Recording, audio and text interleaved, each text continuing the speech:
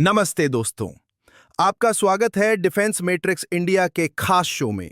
आज हम बात करेंगे भारत की सुरक्षा और रक्षा से जुड़ी कुछ बेहद अहम खबरों की, जो न सिर्फ हमारे देश की ताकत बढ़ा रही हैं, बल्कि दुनिया भर में भी चर्चा का विषय बनी हुई हैं। आइए शुरू करते हैं भारतीय वायुसेना के C-295 ट्रांसपोर्ट विमान से जुड़ी ताज़ा खबर से।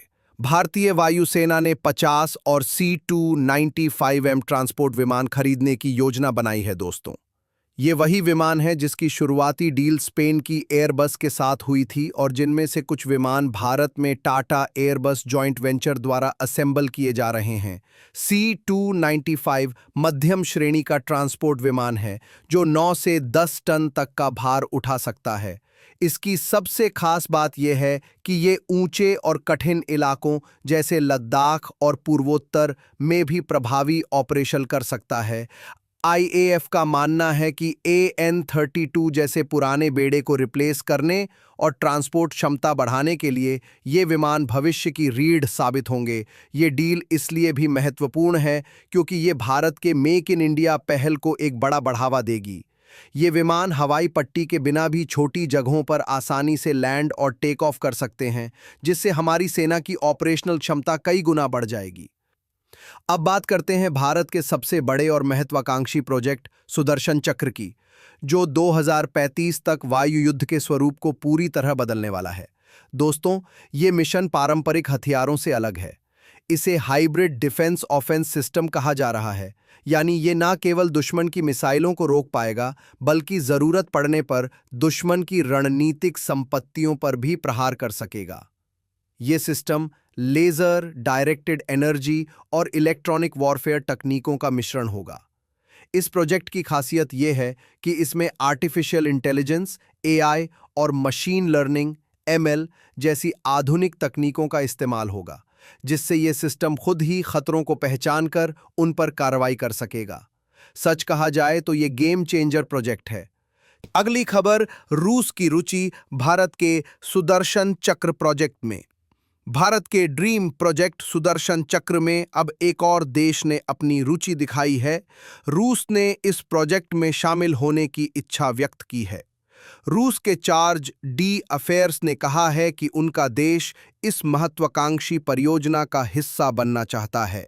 ये खबर भारत के लिए एक बड़ी कूटनीतिक जीत है। अगर रूस इस प्रोजेक्ट में शामिल होता है तो ये तकनीक और संसाधनों के मामले में प्रोजेक्ट को और भी मजबूत बनाएगा। ये दिखाता है कि भारत की रक्षा परियोजनाएं अब सिर्फ घरेलू नहीं, बल्कि अंतर्राष्ट्रीय स्तर पर भी महत्वपूर्ण हो रही हैं। अब बात करते हैं इंडिजिनियस S-बैंड जैमर की। दोस्तों, ड्रोन और एवैक्स आज के युद्ध में आंख और कान की तरह काम करते हैं। इन्हें काउंटर करने के लिए DRDO और IAF मिलकर एक इंडिजिनस S-बैंड ग्राउंड बेस्ड जैमर विकसित कर रहे हैं। ये सिस्टम दुश्मन के राडार, कम्युनिकेशन, एवैक्स और यहां तक कि GNSS सैटेलाइट सिग्नलों को भी ब्लॉक कर सकेगा। इसका मतलब है कि युद्ध के समय दुश्मन अंधा और बहरा हो जाएगा। ये डिफेंस टेक्नोलॉजी भारत की इलेक्ट्रॉनिक वॉरफेयर क्षमताओं को नए स्तर पर ले जाएगी। और आज की आखिरी खबर भविष्य की है। क्या भारत अपने 5वीं पीढ़ी के AMCA advanced medium combat aircraft को आगे बढ़ाकर 6वीं पीढ़ी के लड़ाकू विमान में बदलाव ला सकता है? विशेषज्ञ संभावना तलाश रहे हैं, जिसे AMCA FX कॉन्सेप्ट का नाम दिया जा रहा है।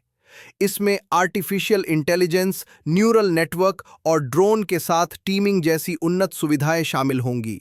ये एक चुनौतीपूर्ण लक्ष्य है, लेकिन असंभव बिल्कुल भी नहीं। ये भारत के लिए एरोस्पेस सेक्टर में अगली बड़ी छलांग होगी। यह इंडियन एयरफोर्स की वायु शक्ति को भविष्य में नई ऊंचाइयों तक ले जाएगा। तो दोस्तों, ये थीं आज की सबसे बड़ी और दिलचस्प डिफेंस अपडेट्स। C-295 की नई ताकत, सुदर्शन चक्र का भविष्य, तेजस का दमखम और एम किया FX का सपना। ये साफ है कि आने वाले दशक में भारतीय वायुसेना का चेहरा पूरी तरह बदलने वाला है। हम उम्मीद करते हैं कि ये जानकारी आपके लिए उपयोगी रही होगी। मिलते हैं अगले एपिसोड में। तब तक के लिए नमस्कार और जय हिंद।